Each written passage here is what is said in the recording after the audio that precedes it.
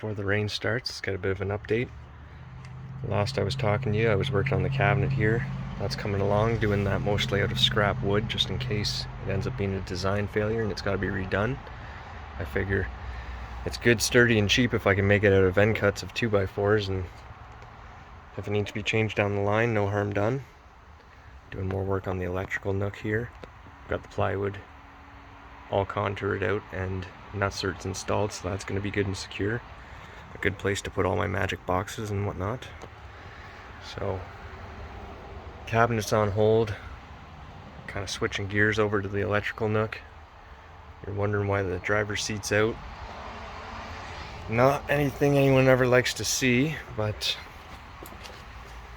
gives you a good chance to check your floor. Make sure you've got no rust issues. But that is the reason I'm touring into this area here, is because the DC to DC charger needs a dedicated wire up to the battery.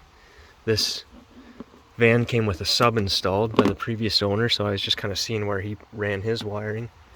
And I don't exactly like how it was just under this underlay here, but the spot they went through the firewall is actually pretty ideal.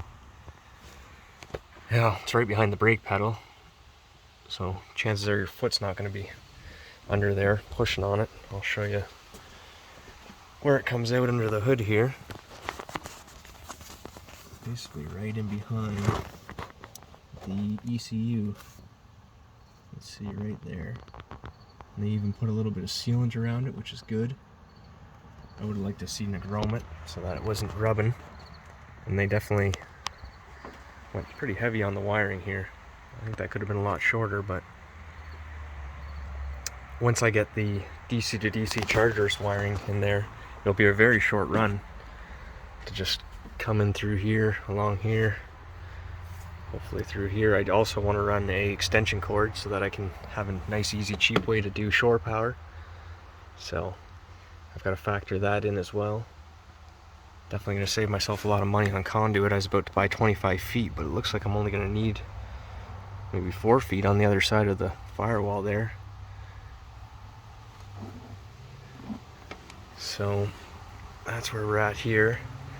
Like I say, it's a good chance to check your floor, clean it up, make sure there's no rust issues.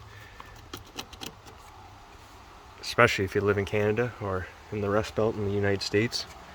You can see how rusty my seat bolts were. See if I can clean that up maybe a little bit, throw a little converter on that. Yeah, so another benefit to the Ironclad Metalworks seat swivel. Makes it a little bit easier to get your doghouse out. So there's that. What else to show? Maybe on the other side. I'll give you a view of the electrical wall. So, electrical wall. Yep. So over here, of course, now my curtain's in the way. But that's just blocking the diesel heater. Most of the stuff's going to be centered over here. The bus bars will be nice and close to the inverter connections, provided that's where that ends up going.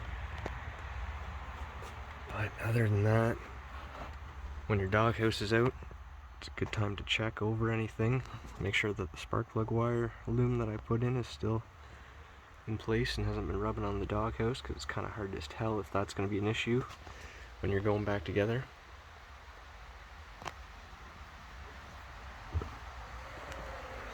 I think that's where we're at. I can give you a better look from this angle. That'll be rarely ever seen because the seat would be right in the way. You can kind of get an idea how much space is behind that plywood there, quite a bit. Maybe even enough to mount my shore charger, perhaps. But yeah, that's where we're at. Sorry I didn't try and sell you a Jackery or make you listen to dubstep, but I'm not that type of van lifer. It's just going to be updates here and there from now on. I've got some footage of all the stuff I've done on here, but it's, you know, you get work in, you forget to hit record, and it's hot out, and you don't end up filming as much as you should, and we'll see. I might post it later, at a later date, and I'll make sure I make note that it's not currently happening, that it's from some time in the past. But other than that, if you've got any questions, feel free to ask. If I don't know, I'll just tell you. If it's too vague of a question, I'll just tell you. if it's something I know the answer to and I can save you a lot of heartache and hurting, I'll definitely do that, because I like to help out. Just pulled that wire out. You can see where it was clamped on the firewall. It wasn't eating into the insulation, but I don't know. Would you trust Princess Auto insulation? That's where we're at now. So it's kind of jumping all over the place, but I have to, unfortunately.